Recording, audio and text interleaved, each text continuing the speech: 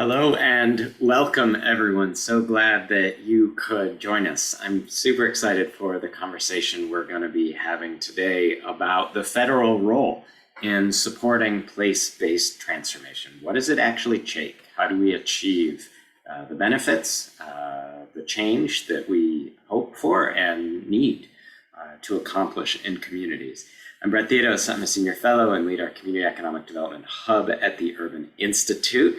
I'm going to give us a few housekeeping things, give us a framing remark. We are going to hear from Chairman Congressman Jim Himes in a fireside chat with Urban's president, Sarah Wartell, and then hear from some leading folks in the field doing this work of place-based transformation in a few different communities around the country. So let's jump in with some housekeeping. First, event's recorded. If your friends missed it or you want to rewatch it, it'll be posted online on the event page at the same place, and we'll send that out as well. You can hide or add captions on the live transcript button in the Zoom feature bar at the bottom. Speaker bios are online. You're going to be muted throughout the duration of the event, but we do want to get your engagement. So there's a Q&A box at the bottom. And so we'd love for you to add in questions that we can help filter into the panel that we'll be having in the second half of the event. And we'll also send out a survey because we always want to get better about structuring these events. Hope you can complete that.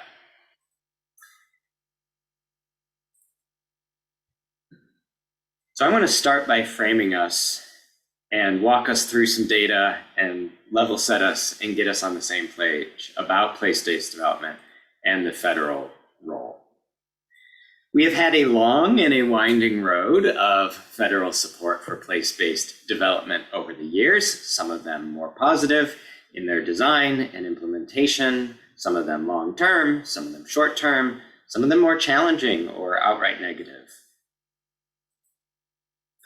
We have also seen some steady and secular declines in community development spending over time. Now, exceptions being not shown here, recent stimulus increases, but at the same time, when we adjust for inflation, we've seen a steady erosion of federal support for local revenues. Indeed, the federal role used to represent a bigger share of local spending than it is now. So we're creating over time, over decades, a situation where cities more and more have to stand on their own in supporting their economic and community development needs. And what that means is that we are seeing real disparities in capital flows across city. So here's the top 50 cities. And just to pick two, starting with the letter D, Denver is over 5x the average annual total capital flow per household that is going into another city, starting with D, Detroit. So some real disparities that we see across the US. And when we're trying to understand why that is and what's going on, there's obviously a lot of reasons at play. One of them is simply size. Being bigger is more likely to get you more investment, even on a per capita basis. So here's an association of city size.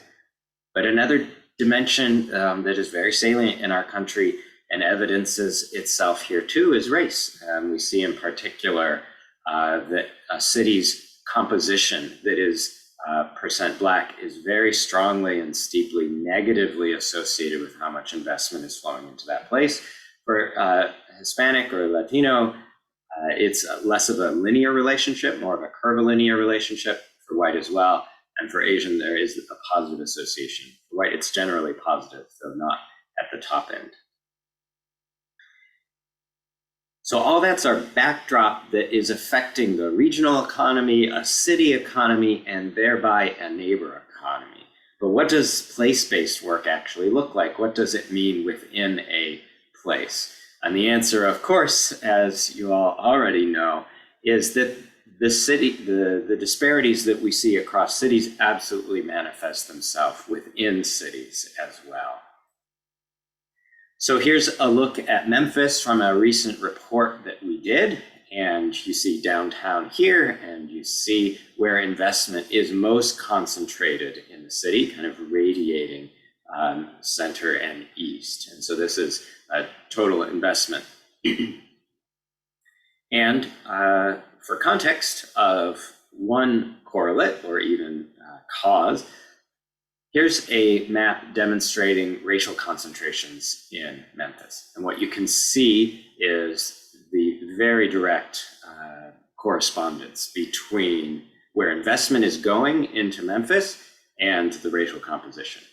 But it's not just Memphis. So here's a look at Chicago. This is the volume of single family lending, very concentrated in the north and northwest parts of the city. Also, South Loop is growing. And we look, again, here's a distribution or map by race, ethnicity, and we see a real mapping of these two attributes. And here's a look at Baltimore. For those of you familiar with Baltimore, here's a different asset class. This is looking at small business lending. And here we have a real concentration of investment to the north and northwest, and then around the harbor.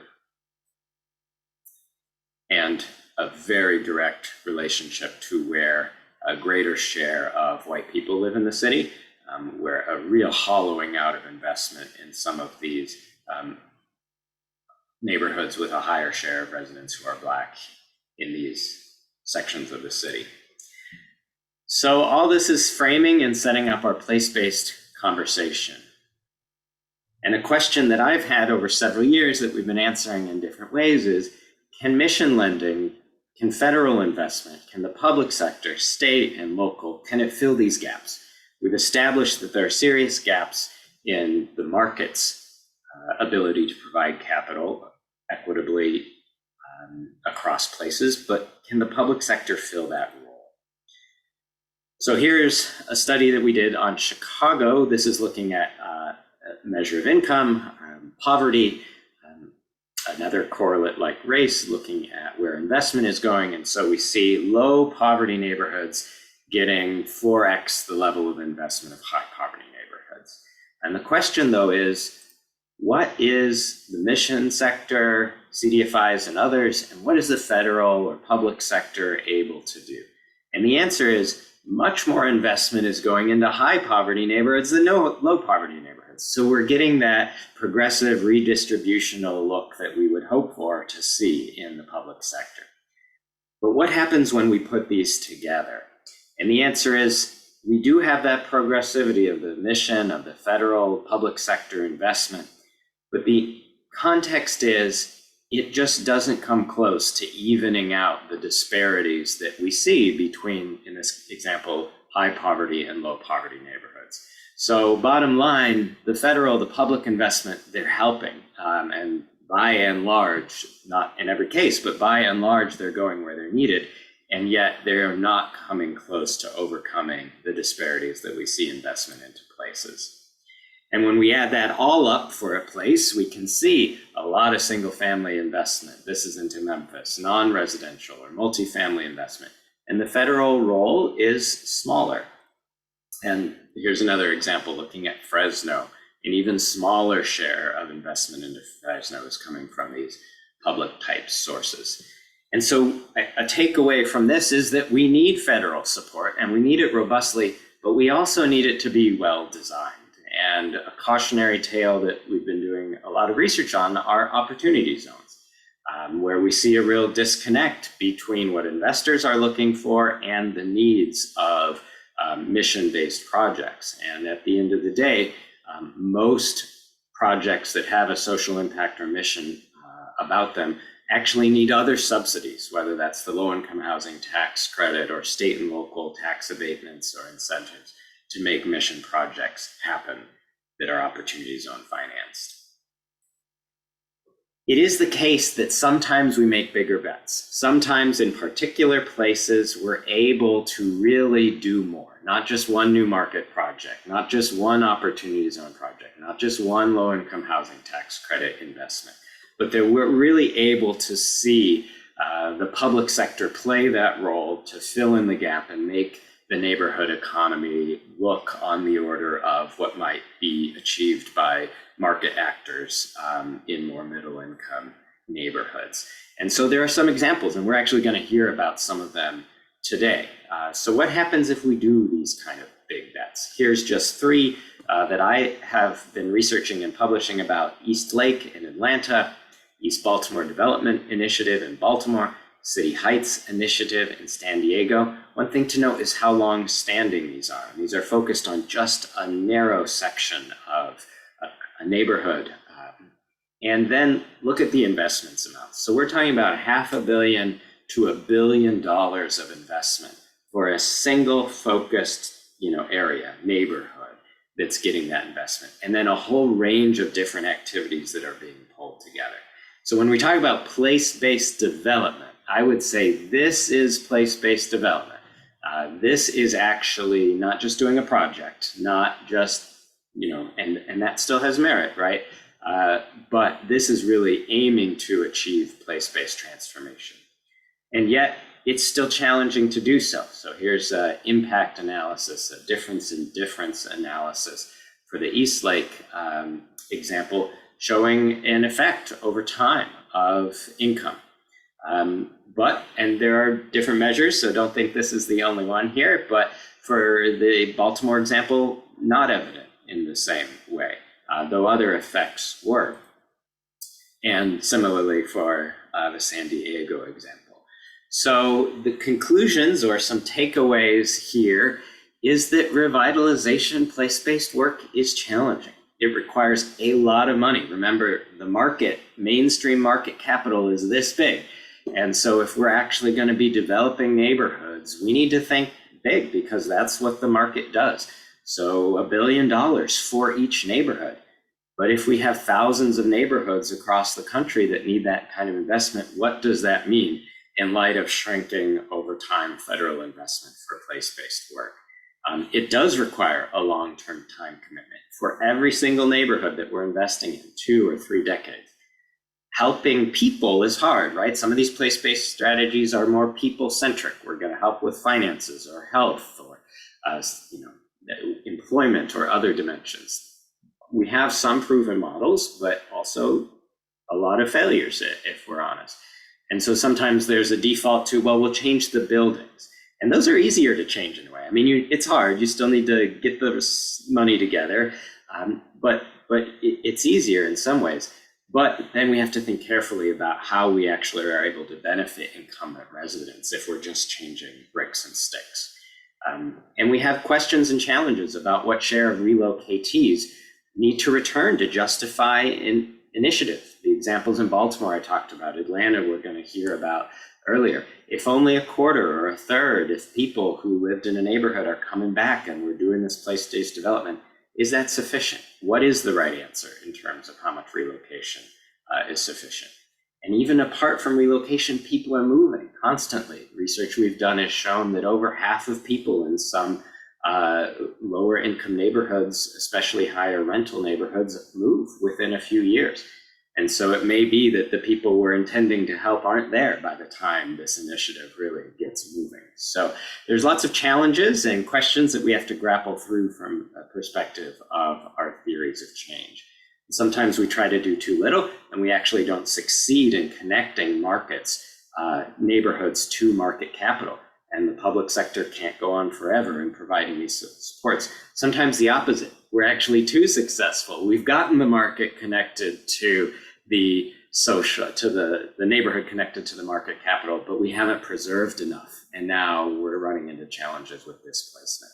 So all of these challenges will be made clear by the panel and by Congressman Himes. And so I'm going to just pass it off to Urban Institute's president, Sarah Tal. Sarah actually helped design one of these programs before in her tour of duty at the White House. And so, Sarah, I'd love for you to walk us through and shed further light on how it is that the federal role can play a productive space in community place-based development.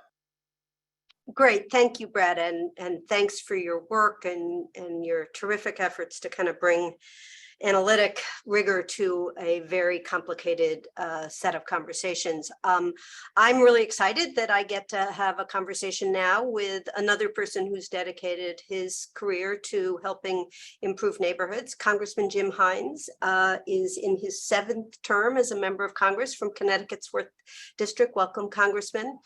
He started his career in the finance sector, but he became really passionate about access to capital for low and moderate income households and communities, which led him to lead the New York branch for Enterprise Community Partners, which I should say, full disclosure, I am a very proud board member of that fine organization. There at Enterprise, he oversaw the financing of the construction of thousands of affordable housing units in greater New York metro area. And that experience actually motivated his involvement in politics, first serving as a commissioner in the Greenwich Housing Authority, becoming elected member of the town's finance board, setting tax and budget policy for the city, and eventually led to his run for Congress. And he's now serving as chair of 2 committees, one, the Financial Services Committee's subcommittee on national security, international development, and monetary policy, but more relevant perhaps to today's conversation, also the Select Committee on Economic Disparity and Fairness in Growth, where he's led the committee in a whole series of hearings and conversations around what the right strategies are to try to tackle the growing disparity in prosperity opportunities in place. And so we're really excited that he's joined us to talk about what Congress has learned and specifically think a little bit. We're going to talk about place and hear from some fabulous people who are making really great efforts in places to make a difference for those residents, and try to think about how does the dynamics happening there relate to what the feds are doing. We tend to spend a lot of our time, and well spent, in looking at opportunity zones and new market tax credits and how can we tweak and improve those programs. But I actually think it's worth taking a moment to step back and reflect beyond that to sort of the bigger ideas. What is the kind of role, what is the mission of the federal government in helping these places take off? So we have limited time. So Congressman, I wanted to start by just inviting you to reflect a little bit on the work of the committee and how you think about the place-based dimensions of economic disparities and the lack of opportunity in so many of those very racially isolated communities, income isolated communities that we on Brett's maps. Yeah. Well, thank you, Sarah. Grateful for the invitation to participate in this, and it is very timely. We're towards the end of the Select Committee's on Economic Disparities work as we approach the end of this Congress. So we're thinking a lot about what we're going to report back to the Congress and how we're going to do that. And this is really critical stuff. The map really says it all. The committee was formed because arguably this is the point in history in which we see, by most measures, just staggering economic disparity. Now, that's an easy thing to say. It hides an awful lot of economic factors in it. There has been obviously very substantial growth over the generations, but we're seeing now, sort of defined however you want to do it, Gini coefficient, we're seeing a level of economic disparity that is really unprecedented. And, it's not just an economic or moral problem, it's a political problem. And I won't get too much into this because it's beyond the scope of our conversation, but, our politics are on fire today, partly because too many people feel like they no longer have a stake in the system, that the promised American dream, as much as you might sort of lampoon the cliches about that, that's a deeply embedded value for Americans, and too many people are arriving at the conclusion that it's just a fantasy. And so, place-based becomes important because, and I'm going to back out of this because I also think people, a place is just a legally designated patch of dirt, right? but that's really, really important because people do live in communities, but people are also important too in terms of investing in them. And sometimes I worry that if we just think about dollars going into neighborhoods or geographies, we're not doing the hard work of thinking about, dollars going into a geography if they're not accompanied by those dollars that invest in the social capital, the personal capital, the education, the job training. You run the risk of getting a lot of buildings and businesses that are employing people from elsewhere. And so it's just a fascinating question. And it's funny, it's like those fractal diagrams, what you see nationally is repeated at the block level. So, here I represent one of the most affluent communities in America, Fairfield County, Connecticut. But embedded in Fairfield County, Connecticut is the city of Bridgeport, which has dire poverty in certain neighborhoods. And so, really thinking hard about those geographies, particularly those like the ones I experience. I don't represent rural America, but the ones that I experience, which are typical of wealthier coastal or Midwestern Texan communities of affluence, you're cheek by jowl with communities that need the investment that Dr. Theodos is talking about. So you've described the degree of difficulty. You've been looking at the federal efforts in this regard, and obviously there's a lot we can do to think about how we can make all of those programs more effective and stronger.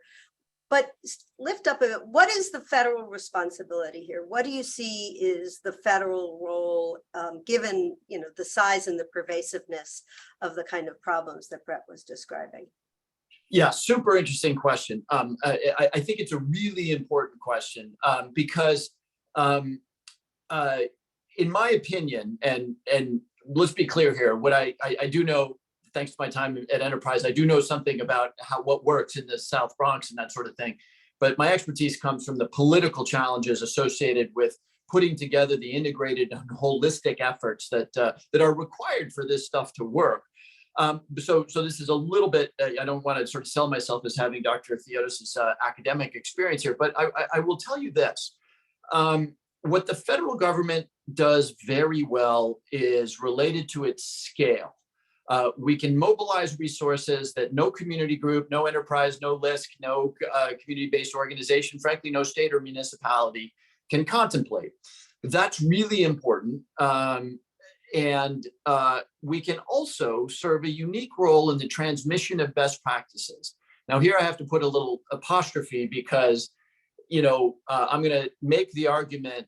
I have two big things that we need to do. I'm going to make the argument that we need to do an awful lot more research and help policymakers understand what works and what doesn't, because frankly, we don't. There are probably lots of good staffers on Ways and Means and in Energy and Commerce who do, but we don't. And as you know, if people like me don't have a solid founding in what works and what doesn't work, the process shifts into a political world where this city council member needs this CDBG designation because it's important that this city council member support the mayor. And so we really need to make the research better. Frankly, I think some of the problems with the opportunity zone were predictable,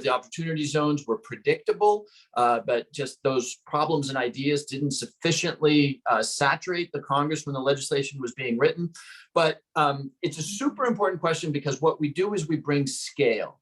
What we do not do, quite frankly, is understand specific communities, even members of Congress and senators. There may be neighborhoods but you just don't know those neighborhoods the way a community-based organization, the way a faith-based organization, or the way a city council member might understand the challenges and opportunities of those neighborhoods. So in addition to lots of better research, I'm going to make the argument that we've never quite cracked the code perfectly of how you combine the knowledge of local assets and liabilities that the federal government will probably never have with the scale and the best practices transmission that the federal government has. Let me close with one example. In thinking about this conversation, I have an extraordinarily good staff on the Select Committee on Economic Disparity. We spent a lot of time trying to figure out what examples are around the country are good examples of place-based development. And it's kind of funny, and this is no criticism of my staff, but one of them was like, well, the Tennessee Valley Authority, shouldn't we hold that one up? And I said, yeah, maybe we should. Dang on it, that was 90 years ago. And what about the Harlem Children's Zone? What about what's happening in Sandtown in Baltimore? What are they doing? We don't know that, and we need to have ready access to the answers to those questions. Well, you come to the Urban Institute's virtual home here, you're not going to find us sad to say that somehow the role is not only more research, but also putting actionable data-based information in the hands of the people locally who are making the decisions, with the federal government providing the infrastructure and the scaling capacity to then act on that information. Sounds like a pretty nice model here from where we sit. Let's talk about one of those tools that you mentioned, which was opportunity zones. And as you said, there may be some of the challenges that we have encountered were predictable. I think Brett has done a lot of work, even at the time, to suggest that the tool could be better targeted. From where you sit, from what your committee has found, what do you think has been the extent to which it's been successful and lived up to potential? And could we make reforms now and think about going forward that would make it a more effective tool for more of these neighborhoods? Yeah, I want to answer that question with some humility, because the truth is, Dr. Theodos has done some research, others have. I'm a critic of the program, frankly, and I'm a critic for a couple of reasons. I live in a place where there's a lot of investors, and I've been a little concerned by the constant celebration of the richness of the returns associated with the opportunity zones.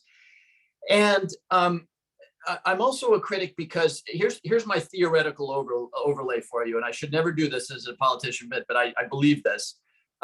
If you think about any place, you can. If you want to be a little bit stereotypical, there are places that are declining. There are places that are sort of in stasis, and then there are places that are improving, and that's driven by the market. In my own community, and I need to stick to my own community because I get myself in trouble if I start to imagine what the challenges of rural America are. But in my own community, the city of Stamford is a good example. The city of Stamford has very substantial pockets of poverty. But the city is growing like a weed. Developers are thirsting to invest. Businesses are moving in, and there are opportunity zone neighborhoods in Stamford that will simply gild the lily for developers that would otherwise do what they were going to do. I would contrast that with certain neighborhoods in Bridgeport. Bridgeport, which I represent, struggles in a way that Stamford doesn't, because it's not within easy commutation range of New York City. We need to be more thoughtful about targeting resources in ways.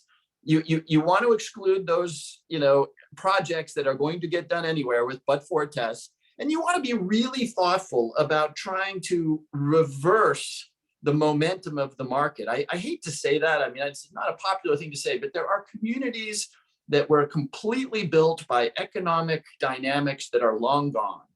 And this is another one of my points. If you're not forward-looking about what that community can be in the future, you're going to throw an immense amount of money behind trying to replicate something whose industrial and commercial logic is 2 generations gone. So to me, the sweet spot is, how do you find those communities that are sort of in stasis or advancing slowly, that you can really, accelerate the momentum? Well, I love that, and I'm hoping my colleagues will put in the chat a link to a tool that Brett and others have built here that was designed to help mission-oriented investors assess the trend line in neighborhoods, so that they could decide whether they wanted to put their opportunity zone investments into places that were probably, as you say, already going to follow that path regardless. And so we've been trying to help create tools that would help local actors make some designs. So I'm going to ask you a 2-word answer question to close. So ozone's reform or replace? I would here. I'm going to give you an answer driven by legislative momentum. Reform. If you said, could you stop opportunity zones and someday you'll create a new one? No. This is a moment of intense polarization. It's really hard to get stuff done. Let's reform them in the way that we've, consistent with the principles that we've been talking about. Right. I mean, the one thing that everyone was excited, even those who foresaw the worst, it was such a rare moment of bipartisan focus on these communities at all, that there was perhaps a little bit of looking to the side from some of the probably predictable problems that came. Well, we appreciate very much the focus that your committee has provided on these questions. We really appreciate you being here with us today. And I think this is a great segue to a conversation with some of the leaders in some of our cities who have been doing some of the most innovative work. And I'm eager to hear what they think the federal government can do, not only to reform this particular program, but more generally to help them scale their efforts and be more effective. Congressman, thanks so much for being with us. Yeah, Sarah, if I may, if you'll grant me another 15 seconds, something didn't come up. You asked about reform or replace the OZ program. We didn't get to it because of limited time, but this is very much on us. Overall efforts. To me, the magic of place-based is because you approach a location, which again, at the end of the day is a legally defined patch of dirt with people on it, in a holistic way. An enterprise and LISC and others really think in these terms.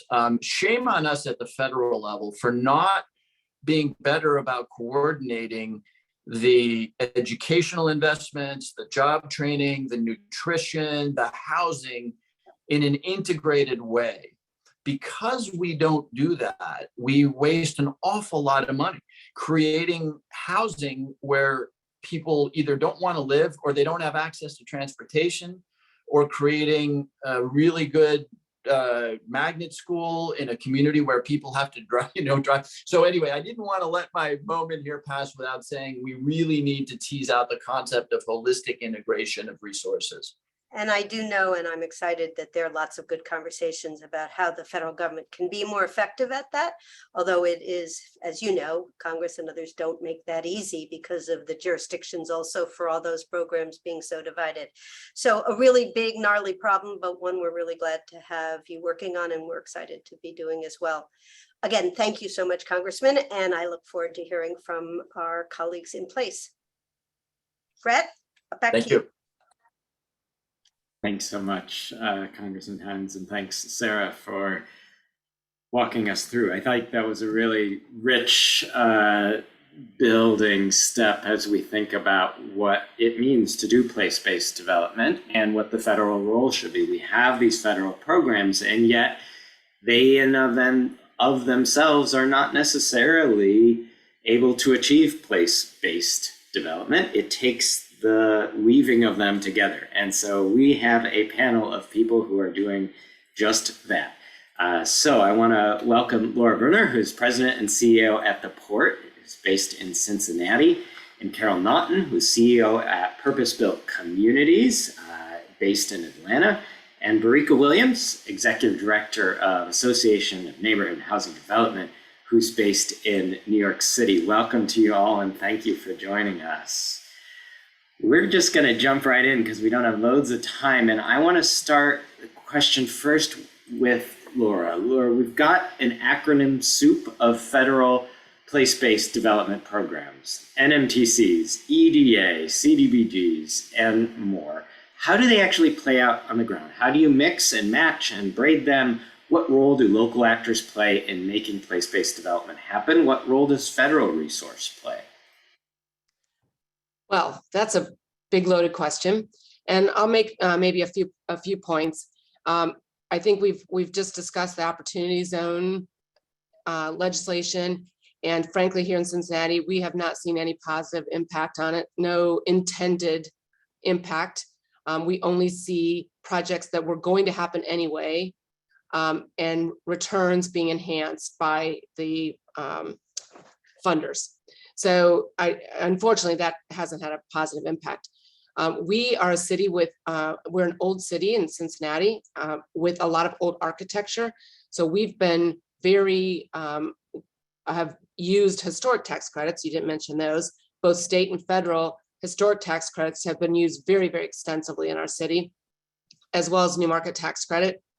And I will say there's two things that happen. One of them is developers are going to chase the money, and projects like LIHTC are very, very rich in fees. Developers do very well with those. So we're almost trying to balance as the public sector, their intentions, and especially where they're going to put those. I think we all agree that mixed income is better than concentrated poverty. And yet, because of the LIHTC tool, we end up with more low-income housing in the same neighborhoods that have too much already. And so that in particular, that's a tool that I think would be more valuable if it allowed for mixed income rents and not just the low income, so that we could diversify the portfolio of housing inside of our neighborhoods. With regard to new market tax credits, those are, I think, incredibly valuable. But there's a challenge there. They work really well in an established neighborhood where the rents are high enough. And if you recall, one of the regulations is that you cannot have more than 80% of your project income from from residential. And so you have to rely on a robust commercial component to the project. Well, the rents in these emerging neighborhoods, the places where we're working, here's the Port Authority and we manage the county land bank, the places where we're working, they don't have high commercial rents right now. And so we could probably get the apartment rents, but we can't get the commercial rents, so projects stall. And to your point earlier, we have to continue to bring in more layers in the capital stack. So I think that from the federal tools that we have, it'd be nice to have some reform and more flexibility, because we want to really focus on these emerging neighborhoods, the ones that have been disinvested for so long, and bring them back in a more healthy way. So I'll stop now. And terrific, thank you. I love that context. Love how specific you're getting and drawing in new programs we haven't mentioned yet. Absolutely historic. And Section 108 out of HUD, USDA has in many ways a parallel. We've had a couple of Q&As about rural context. There are some tools in USDA that aren't available through HUD, but some of these tools work in both contexts. Carol, I want to come to you next. So as far back, at least as Robert Moses and Jane Jacobs, we've had some disagreements about how to do place-based development in this country. And some efforts, and Congressman Himes previewed this, are more about physical transformation. Some are more about resident services or organizing or engagement.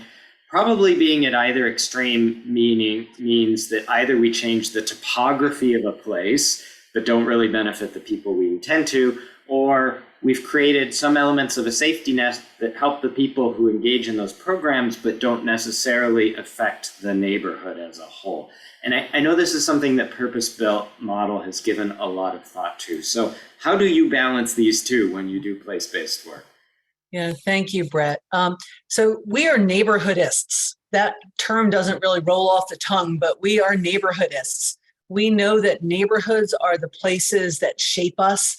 It's where people live, learn, love, grow, work. And so we think about, how do we create healthy neighborhoods that support people along their life's journey?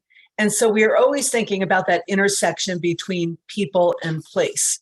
When we've looked back at different initiatives over time, some of which we've been involved with and some of which are more historic in nature, we see that when you're really program focused and not really focused on the place itself, when people get a little success and some change in their pocket, if the neighborhood no longer can compete for them, they will exercise their choice and leave and move to a better place because they can afford it. And any of us would do that, and nobody should be criticized for making that choice.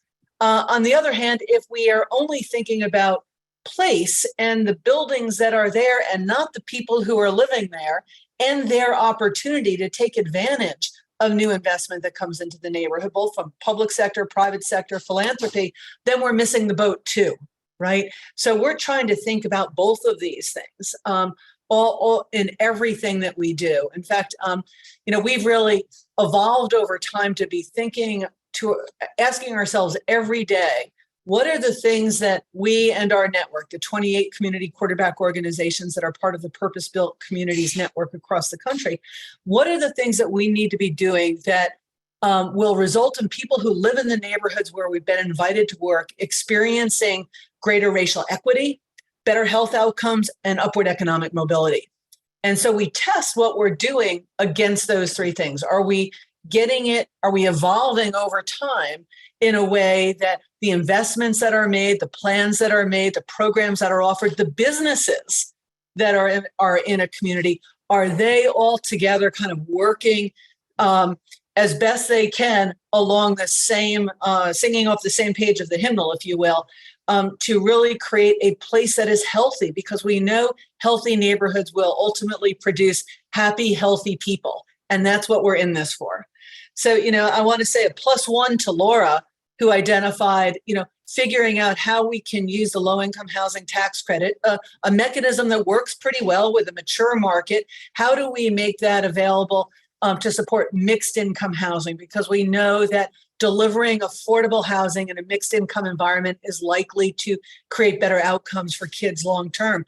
We just saw Raj Chetty's most recent research that came out about 10 days ago, looking at the importance of friendships across economic status as being a really important lever of economic mobility. So part of that is proximity, right? How do we create opportunities for people across incomes to be in the same place and go to the same schools? And some of that is driven by federal policy, like how we allocate low-income housing tax credits, and state policy about what they're looking for. But creating an opportunity for mixed income housing with that mechanism, I think, is really important. The new market tax credit, all of our network members use new markets tax credits. And yes, they are valuable and they do things that other resources can't. And they're incredibly complicated and incredibly expensive. And I object a lot more to the fees associated with the new market program than I do with the low income housing tax credit program. So it is there, but it is awkward. And for many community-based organizations, they may only do 1 or 2 of those deals. They never become expert in it. So how do we make expertise available at the community level that might help those community-based organizations have a better experience using those new market tax credits and get them deployed in ways that really meet the community needs? So to me, that's an example of how do we think about federal policy and the federal tools being really able to be used by people on the ground and not just by fancy pants developers. Love it. Thank you, Carol. Barika, I'd love to draw you into this. So New York City has a long history of place-based development, but now rather than public sector leading development, we see big $1 billion or more private sector capital projects transforming neighborhoods. New York City used to be separate or distinct in some of these issues of displacement, but now other cities are catching on, maybe not in a good way. How do you see the needs for place-based development in New York? Thank you, Brett. And I probably will say +1 to both some of the things that Laura and Carol said. I love the neighborhoodist framing, because that's very much how we think about and approach this. I think it's absolutely essential that when we're talking about place-based strategies and place-based investment, that we really have to ask ourselves the tough and critical questions. And I think one of those is quite frankly, right now, if we're honest, we don't actually know how to consistently and successfully inject huge amounts of investment into a place, especially a low income place. And then I would add on that, especially a low income place of color or immigrants, and actually ensure that the place is available and successful and preserved over time for the communities that were there from the beginning, right? And I think that is incredibly, and some folks were asking questions about rural communities, and I think this is one of the places that really stretches across urban and city and suburban and rural pretty consistently. And so I think then that has to really beg a question of what tools can be put in place as a part of place-based programs to really ensure that we're creating preservation and sustainability, right, for that community over time to continue to grow and expand. So how are we actually having conversations about things like creating community ownership, co-ops, CLTs, fair housing enforcement, as we're looking at how people access rental housing or access home ownership opportunities, and really creating the renter protections and the home ownership protections that need to happen in order for a place-based policy to be successful. I loved Congressman Hines said something about celebrating returns. And I think Laura and Carol both touched on this in different ways. And I think the real struggle is if we define success as celebrating returns on investment, then ultimately I think our New York City cross a variety of different neighborhoods. And folks have to remember we have about a $250,000 spread on our average income between our lowest census tract and our highest census tract. So we're dealing with a lot of variety here. If we're defining that success in terms of returns on investment, we're really setting ourselves up for the investment and the returns to drive what's happening, not what a neighborhood needs and what its residents and communities need. Thank you.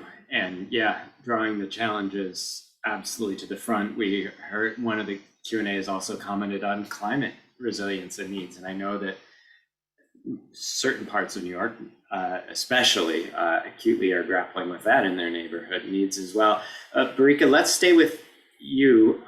What if we succeed in stimulating market demand and a place takes off? How do we ensure that there are apartments and homes for people and also for their children as they move into that stage to stay in a neighborhood or to move to another neighborhood? How do we meet those needs? And I think this is a place in particular where we have to say we have not done this correctly, right? When we look at somewhere like Williamsburg years ago was a very low income community in terms of returns on investment. If you see the numbers, it looks phenomenal. And Williamsburg average 2-bedroom apartment is probably somewhere around $3,500 at this point in time. It is not a neighborhood that is for the original low income community and residents that were there.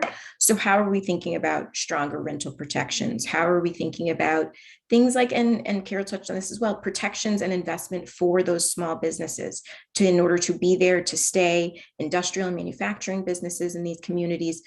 Also creating opportunities to build wealth and to build intergenerational wealth, right? So we have many neighborhoods in New York City where original sort of first generation, whether it's migrating from the South or other places across the country or across the globe, were able to come into a community, purchased homes at what were an incredibly relatively low rate compared to what those homes are worth now. So they had access to homes for $50,000, $100,000. They're now sitting on $2 million brownstone homes, which is exceptional, except they do not have the opportunity to leverage that home to be able to pay for health costs, to be able to pay for their family member or their child to go to school, whether it's college or whether it's vocational school of any kind. And then the question is, where do they go, right? So we have folks who are ultimately making the decision to leave New York City. And this is especially, we're seeing significant numbers of certain Black communities, especially within central Brooklyn, leaving New York because ultimately they don't have an option to move to the next place. So are we creating a housing construct in these neighborhoods where you, in order to move up, whatever the up definition is, 1-bedroom to 2-bedroom, 2-bedroom to a home ownership to a right to, and people shift, as we all know, their housing needs and demands. But if we've set up a context where the only way to do that is to shift out of where you are, it really has to ask the question of fundamentally, have we been successful in creating a place-based transformation? Thank you for that. Laura, Cincinnati is not New York City, but you have seen areas of increasing market demand, and the public sector has had some role in that, developing the Over the Rhine district. But it was primed for development in some way, and there are other neighborhoods with weaker market demand. Do we have the federal tools we need to do place-based work in all of Cincinnati? And do we just need more of what we have, or do we need different? That's a good question. And I encourage people to read Bruce Katz's article about Over the Rhine from 2019 from the NOAC Institute. Our Over the Rhine neighborhood is our Williamsburg, where it has tremendous architecture and it is immediately adjacent to our downtown. And it has taken off. It's gone from 96% vacant to 60% occupied, highest rents that we have in the city. And all of the federal tools were put to use here. And it was the redevelopment is managed by a nonprofit by CDC. My work here throughout the county is in all the rest of the neighborhoods that do not have the same assets that Over the Rhine has. So I mentioned earlier some of the problems with the tools and being useful to me. But the other thing that could be helpful for our organization as we try to patiently and equitably develop these other neighborhoods is to have a guarantor, to have a balance sheet so that I can be patient. Our major corporations put about $400 million at the disposal of the Over the Rhine developer so that they could be patient as rents came up. Their rents came up quickly. My neighborhood rents will not go up so quickly. And the corporations aren't as interested in all of our smaller neighborhoods as they are in our immediately adjacent to downtown neighborhood. So I could use the benefit of some kind of patient capital that it could allow us to take the risk and start to invest these in these neighborhoods in the right way, waiting for the markets to come around. Great. And mapping back to the examples that I lifted up in the opening remarks, $500 million might be enough to stimulate market demand in Over the Rhine or in East Lake, Carroll, where you're working. But in other market contexts that are shrinking, in the Baltimore example I lifted up, it might be double that or even triple in some examples. And the investment sizes and amounts are smaller in rural areas to the questions we've had there. But I think of it as less just purely an urban-rural divide than I do about a strength of market demand and the amount of subsidy needed to fill in the gaps that the market demand is not meeting.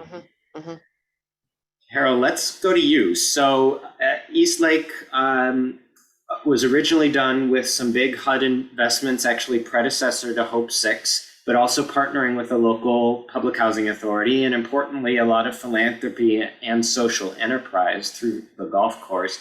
And all that supported a robust community intermediary, a local foundation, if you will.